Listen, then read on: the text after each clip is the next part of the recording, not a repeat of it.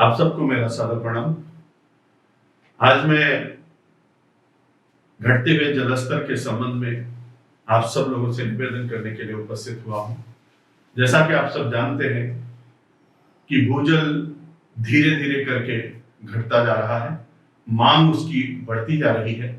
जब देश आजाद हुआ था और पहली बार जब भारत की जनगणना की गई तो उस समय 36 करोड़ पॉपुलेशन भारत की थी और उसके औसत में अगर हम देखें तो 5177 घन मीटर प्रति व्यक्ति जल उपलब्ध था। लेकिन जब 2011 की जनगणना की गई तो उस जनगणना के औसत में ये घट करके 1540 घन मीटर पानी बचा। धीरे धीरे करके जनसंख्या बढ़ रही है और जल स्तर नीचे जा रहा है। दुनिया का अगर देखें तो भारत हमारा 2.4% जमीन भारत के पास है दुनिया की जमीन का, लेकिन पॉपुलेशन के आधार पर अगर देखें तो 17% पॉपुलेशन भारत में रहती है।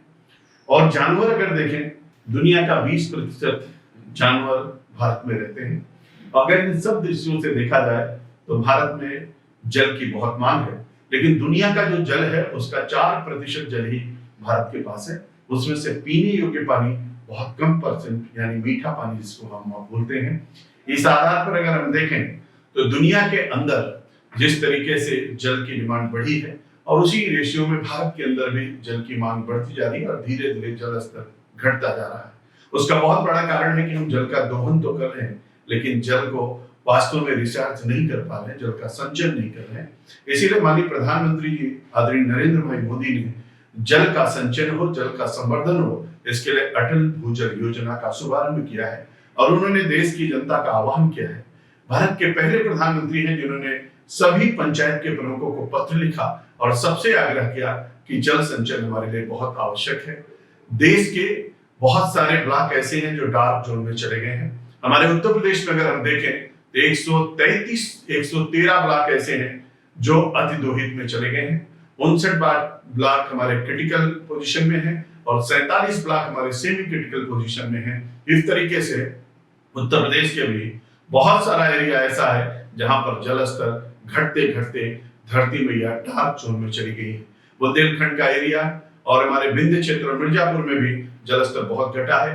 पश्चिमी उत्तर प्रदेश के बहुत सारे एरिया में जलस्तर घटे हैं और इन सब का हम सेफ जोन में ला पाए, जलस्तर बढ़े, इसके लिए बृहद अभियान चलाया गया है।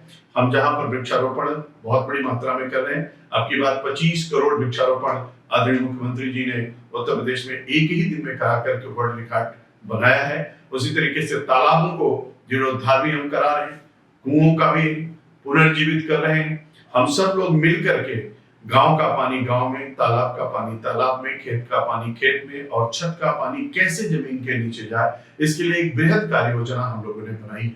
अभी उत्तर प्रदेश सरकार ने भूजल प्रबंधन और नियमन एक एक्ट भी बनाया है जिसके तहत हम सब लोग चाहते हैं जितनी सरकारी बिल्डिंगें हैं उनमें सब में रेन वाटर हार्वेस्टिंग सिस्टम लगे। जितने विद्यालय हैं, कॉलेज है, मेडिकल कॉलेज है, इंटर कॉलेज है, इंजीनियरिंग कॉलेज है, डिग्री कॉलेज है, एनी टाइप ऑफ कॉलेज, उसमें सब में भी रेन वाटर हार्वेस्टिंग सिस्टम अनिवार्य रूप से लगाए जाएं। और सभी लोगों से आग्रह है कि जो भी लोग अपने घरों में समरसेबुल लगा रखे हैं वो अपने घरों में जैसे समरसेबुल 1.5-2 लाख रुपए के लगाते हैं वैसे ही 30-35 हजार का अगर वो रेन वाटर हार्वेस्टिंग सिस्टम भी लगाएंगे तो निश्चित रूप से जल संचयन में बहुत बड़ी सुविधा प्रदान होगी। और इन्हीं सब दृष्टियों को देखते हुए हम सब लोगों ने तय किया है भूजल सप्ताह मनाने का। यह भूजल सप्ताह 16 जुलाई से लेकर के 22 जुलाई तक हम लोग मनाएंगे और इसमें एक बृहद स्तर पर जन जागरण करेंगे, सबको जोड़ेंगे। आपका भी मैं आह्वान करना चाहता हूं, आप सब लोग भी जुड़िए। जल बहुत महत्वपूर्ण है, जल है तो कल है, जल है तो जीवन है, बिना जल के सब कुछ अधूरा है। हमारे वृक्षों के लिए जल चाहिए, हमारे जानवरों के लिए जल चाहिए, हमारे अपने लिए जल चाहिए। शुद्ध पेयजल अगर मिलता है तो बहुत सारी बीमारियों से हमको मुक्ति प्राप्त होती है।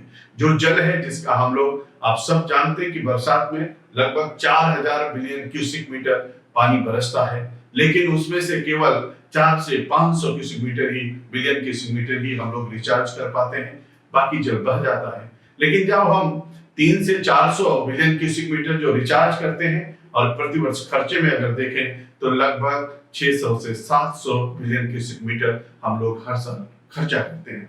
भूगर्भ का जो जल है, जो धरती का जल है, उसमें से 89% सिंचाई के प्रयोग में आता है, 5% औद्योगिक क्षेत्र में और 6% पीने के पानी में आता है। ये जल बना रहे, सिंचाई के लिए पानी मिलता रहे, पीने के लिए पानी मिलता रहे और उद्योग हमारे चलते रहे, भारत आगे बढ़ता रहे, इसके लिए बहुत आवश्यक है जल का संचयन, जल का संवर्धन और शुद्ध पेयजल लोगों को उपलब्ध कराना।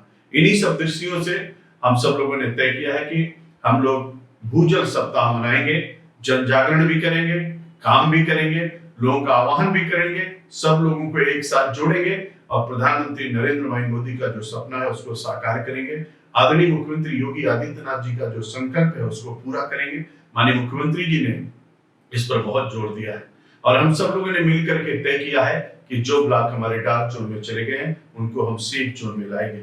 इसलिए मैं आपसे आग्रह करूंगा कि वरुण देवता की हम पूजा करते हैं, जल देवता की हम पूजा करते हैं, तालाब की हम पूजा करते हैं, कुएं की हम पूजा करते हैं, नदी की हम पूजा करते हैं। आइए हम सब मिलकर के जिसकी पूजा करते हैं उस जल संचयन और जल संवर्धन के लिए कुछ करें। रहीमदास जी ने कहा है कि रहीमन पानी राखिए बिन पानी सब सून, अब पानी गए न उबरे मोती मानस चून।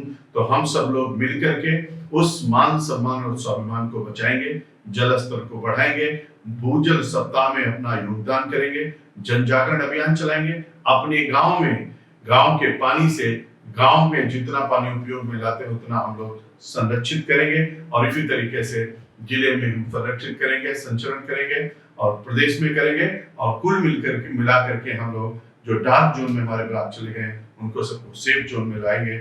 एक बार पुनः भूजल सप्ताह सफल हो, इसकी शुभकामना के साथ आप सब लोगों के इसी आह्वान के साथ कि धरती माँ को हम भी कुछ दे पाए। वो माँ जो हमको सब कुछ देती है उसके पेट से हम पानी तो निकालते हैं, उसके पेट में पानी पहुंचाने का भी काम करें और इसलिए हम सब लोग मिलकर के इस जल संचयन जल संवर्धन में बढ़ चढ़ करके अपना योगदान करेंगे, एक एक बूंद जल बचाएंगे और धरती माँ को जल से पूरी तरीके से भर देंगे और जिससे आने वाली पीढ़ी को बहुत बड़ा लाभ मिलेगा।